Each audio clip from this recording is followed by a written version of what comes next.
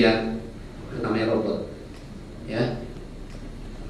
Next, terus ini meningkat laba bersih segala macam ya, memang meningkat betul itu karena BUMN kita jauh lebih baik sekarang dari cara pola rekrutmen, dari KPI-nya key performance indicator, dari hal-hal yang mungkin membuat korporasi ini lebih baik, productivity, efisiensi dan next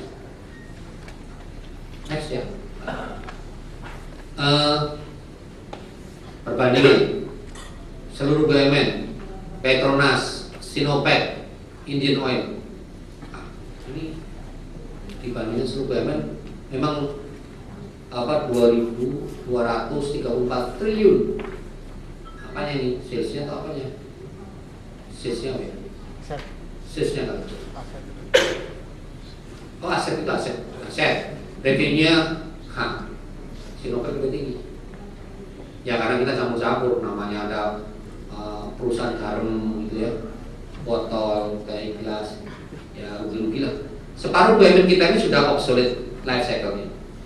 Makanya waktu saya masih membina Telkom, saya bilang Telkom cukup maju bahwa belum waktunya turun life cycle-nya dan buat life cycle yang baru.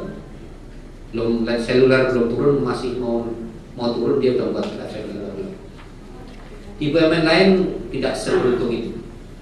Banyak BUMN yang sudah sampai di dasar jurang, investasi tidak ada, digitalisasi tidak ada, transformasi, sehingga kita harus injek seperti PTDI, PAL, Pindad. Kita akan injek tahun lalu, kita injek 675 miliar untuk PAL, 1 triliun untuk PTDI. Mudah-mudahan tahun ini juga ada injection lagi.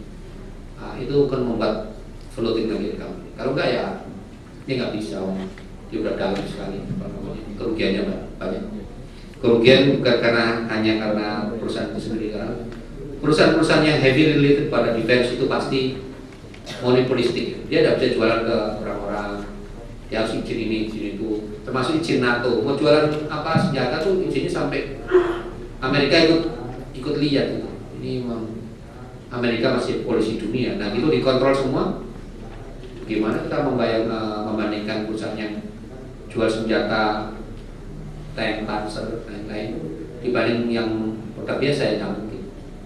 Harus ada government intervention, quote-unquote. Next,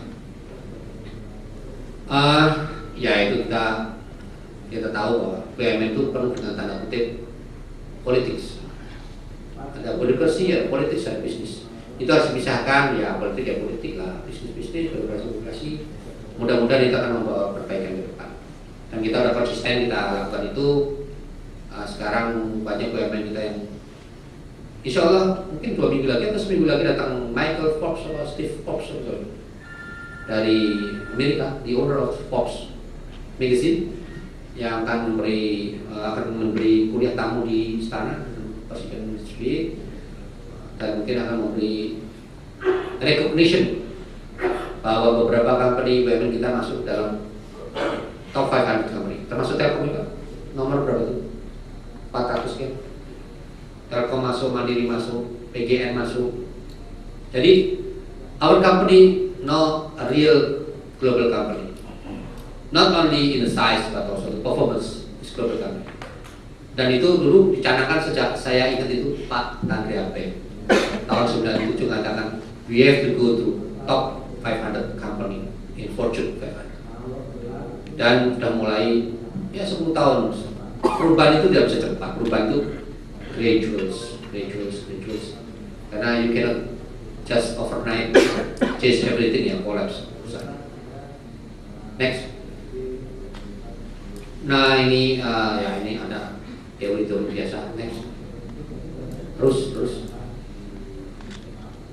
Oke, kita punya BUMN punya forum BUMN Excellence. Forum BUMN Excellence itu